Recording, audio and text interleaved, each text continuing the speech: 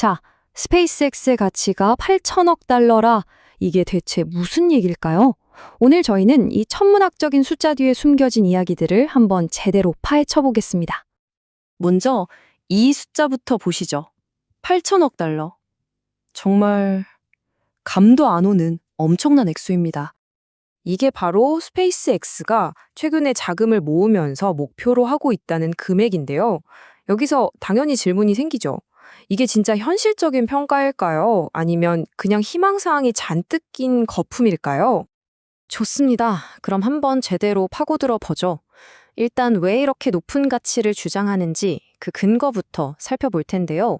크게 두 가지 핵심 동력이 있다고 보시면 됩니다.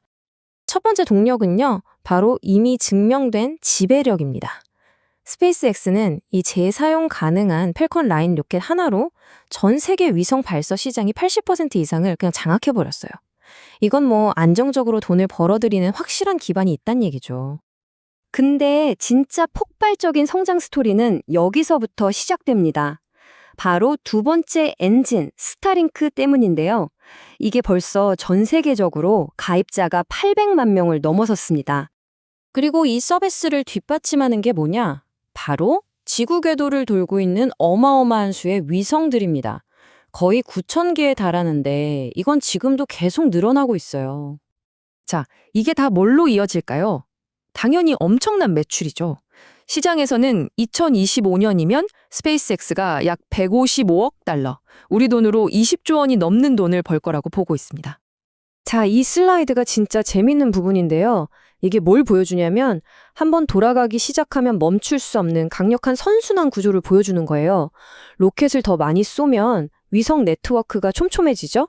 그럼 서비스가 좋아지니까 가입자가 더 늘고 거기서 번 돈으로 다시 더 많은 로켓을 쏘아 올리는 이런 식입니다.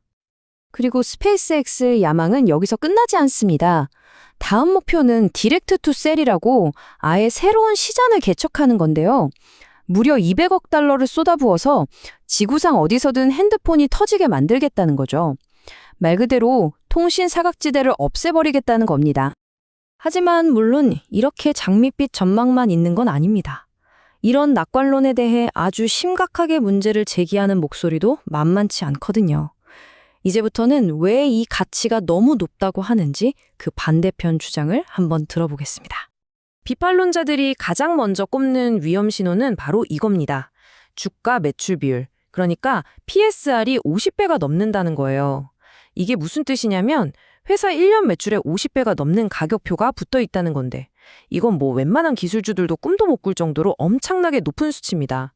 한마디로 지금 버는 돈이 아니라 미래에 대한 기대감만으로 가격이 매겨졌다는 거죠.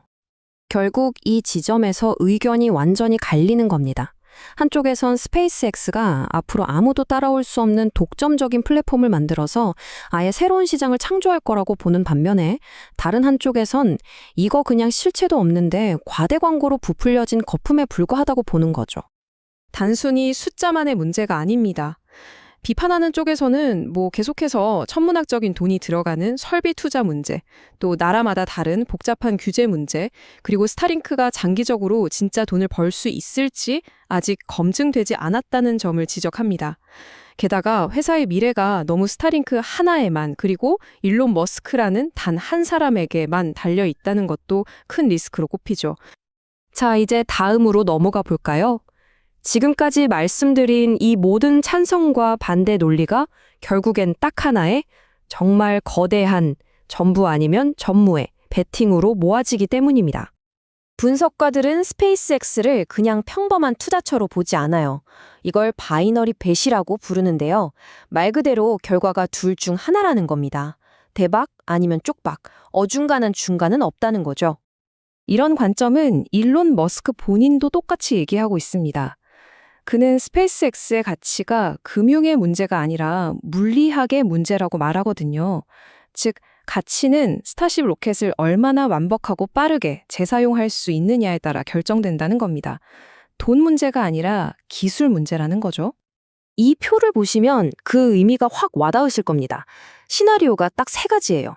만약에 스타쉽이 2026년까지 완벽하게 재사용에 성공한다?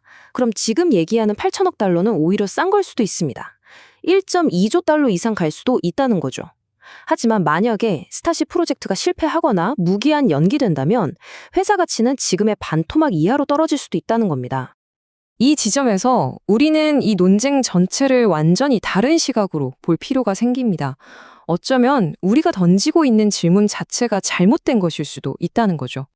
지금 월가와 스페이스X가 서로 다른 질문을 하고 있는 셈입니다. 월가는 계속 묻죠. 매출에 비해 8천억 달러라는 가치가 말이 되냐고요. 반면에 스페이스X는 이렇게 묻습니다. 우주 궤도까지 1kg을 쏘아 올리는데 드는 물리적인 비용이 얼마냐고요. 완전히 다른 차원의 이야기입니다. 결국 이게 우리가 던져야 할 진짜 질문일지도 모릅니다. 재무제표를 들여다볼 게 아니라 지금의 이 가치를 인정받으려면 스타쉽이 어떤 기술적 목표들을 달성해야 하는가, 이걸 추적해야 한다는 거죠. 관점을 완전히 바꾸는 겁니다. 자, 그럼 정리해 보겠습니다. 스페이스X의 가치 평가는요, 현재 실적에 대한 평가가 아니라 미래에 대한 아주 큰 도박이라고 볼 수 있습니다. 그리고 그 모든 도박은 스타쉽이라는 단 하나의 기술, 성공 여부에 달려 있죠. 진짜 가치를 움직이는 건 돈 계산이 아니라 발사 비용이라는 물리학이고요. 그래서 혹시 나중에 있을지 모를 IPO는 사업의 끝이 아니라 더 큰 목표를 향해 가는 길에 잠시 들르는 주유소 같은 개념으로 봐야 한다는 겁니다. 이 모든 이야기는 결국 우리에게 하나의 거대한 질문을 던집니다. 단순히 한 회사의 가치를 따지는 걸 넘어서는 질문이죠. 만약에 지구를 떠나는 비용이 거의 공짜에 가까워진다면 우리 세상은 어떻게 변하게 될까요?